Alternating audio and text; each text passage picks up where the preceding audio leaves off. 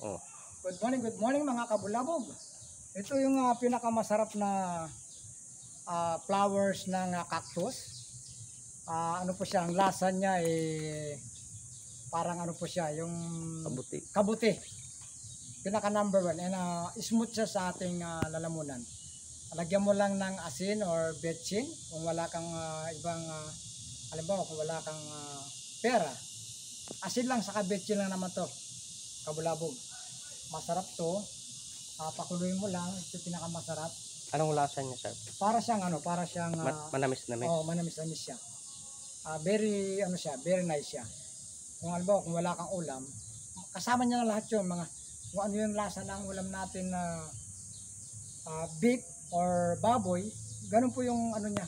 May siya, may halo siyang parang siya, lahat ng katangian na masarap na nandito siya. Ano ko pa yata, to, gamot pa yata sa sa bukol, kung mayroon kang goiter yan, ito mga kabulabog. Kaya naghanap pa po tayong panibagong yung medyo okay na.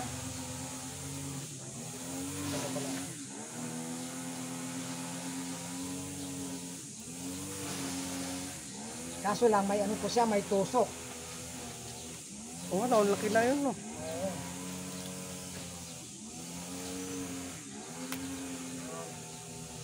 Pag bumuka na kasi, pwede na po ito mga kabulabog. Himayin mo lang yung niya to. Ito lang naman ang bawasan mo, tapos ito yung Tatanggalin. ito, tanggalin mo lang to. Para po kayo, para naman po kayo. Ito po yung tanggalin natin. Ito lang mga siya, mga 3 minutes na bro. Ito po yung tanggalin natin. Ito ang asungot niya. Ay lang po. Ito po yung tatanggalin natin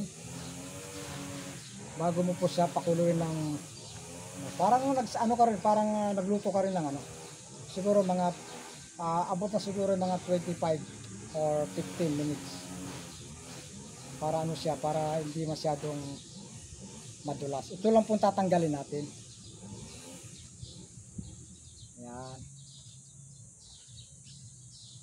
Halimbawa, kung konti lang yung mo, wag mo nang tanggalin to para kasama na doon sa